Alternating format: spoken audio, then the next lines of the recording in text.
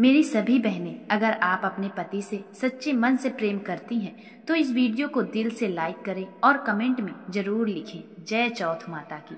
माता चौथ का आशीर्वाद सच्चे मन से मांगने वाली हर सुहागिन के जीवन में सौभाग्य का प्रकाश लाता है।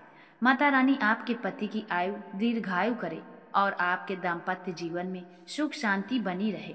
इस बार करवा चौथ 2025 का पावन व्रत शुक्रवार 10 अक्टूबर को मनाया जाएगा।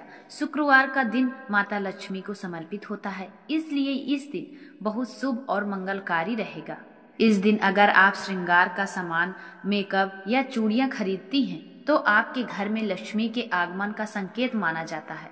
इस दिन खरीदी गई चीजें शुभता और सौभाग्य बढ़ाती है। करवा चौथ की पूजा का शुभ मुहूर्त शाम 5:46 से शुरू होकर 7:02 तक रहेगा और चांद का दर्शन लगभग 7:54 तक किया जाएगा। कहते हैं जो महिला इस शुभ मुहूर्त में करवा चौथ की पूजा करती है उसे करोड़ों गुना फल प्राप्त होता है और पति पत्नी का जीवन सुखमय बन जाता है। अब जानते हैं करवा चौथ के व्रत के बाद क्या करें और क्या भूल कर भी ना करना चाहिए, क्योंकि छोटी सी गलती व्रत को खंडित कर सकती है। करवा चौथ की पूजा में जो कांसे की 7 तिलियां या सीके होती हैं उन्हें पूजा के बाद फेंकना नहीं चाहिए। माना जाता है कि इन तीलियों के ऊपरी भाग में ब्रह्मा, विष्णु और महेश का वास होता है और मूल भाग में 9 देवियों का, इसलिए यह बहुत पवित्र मानी जाती है। पूजा संपन्न होने के बाद इन्हें संभाल कर रख लें और अगली बार गोवर्धन पूजा या अगली चौथ में फिर से उपयोग कर सकते हैं। अगर नई लेना चाहें तो पुरानी तीलियों को गंगा जल में विसर्जित कर दें या किसी पवित्र मिट्टी में दबा दें, इससे कोई दोष नहीं लगता। अब बात करते हैं करवे की। करवा चौथ पर 2 करवे रखे जाते हैं, एक पानी और दूसरे में चावल या अनाज भरा जाता है। चावल वाला करवा सासू माँ को दिया जाता है और अगर सासू माँ ना हो तो ननंद को, और अगर ननंद ना हो तो मौसी सास या किसी बुजुर्ग महिला को दे सकते हैं। अगर कोई न मिले तो उस करवे को पीपल के पेड़ के नीचे रख दे।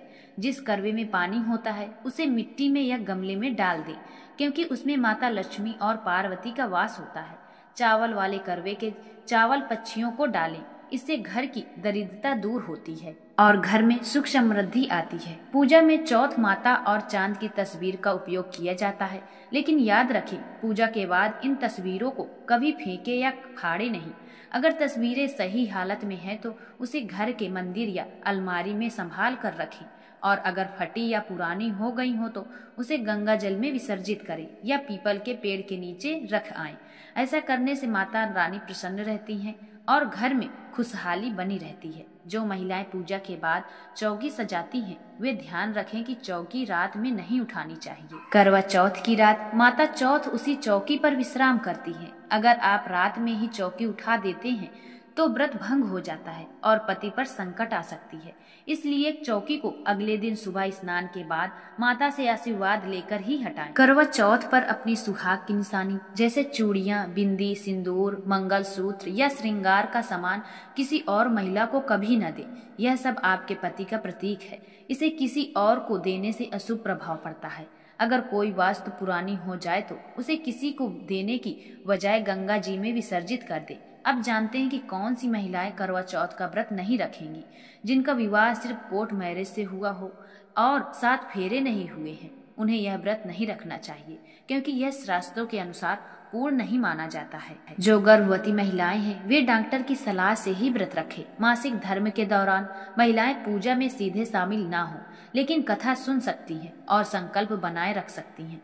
करवा चौथ की पूजा में जो भी वस्तुएं उपयोग करें वे संपूर्ण और नई होनी चाहिए। टूटी या फटी चूड़ियां, छलनी या करवा कभी इस्तेमाल ना करें। पूजा स्थल को साफ रखें और जूते, चप्पल या झाड़ू वहां ना रखें। माता को लाल चुनरी, 5 प्रकार के फल, 5 मिठाइयाँ और जटा वाला नारियल चढ़ाएं। पूजा के समय चौथ माता की तस्वीर पर फूलों की माला अवश्य चढ़ाएं। कथा सुनते समय हाथ में चावल रखें या पुष्प लें और मन में माता का स्मरण करें। जब पूजा पूरी हो जाए तब सास या ननंद को थाली दे दक्षिणा रखकर भोजन अर्पित करें और उनके आशीर्वाद से ही स्वयं भोजन करें। इससे पूर्ण व्रत माना जाता है और सौभाग्य की वृद्धि होती है। करवा चौथ का व्रत सिर्फ एक परंपरा नहीं बल्कि प्यार और विश्वास का प्रतीक है। यह दिन पति पत्नी के रिश्ते को और मजबूत बनाता है और घर में सुख शांति का संचार करता है।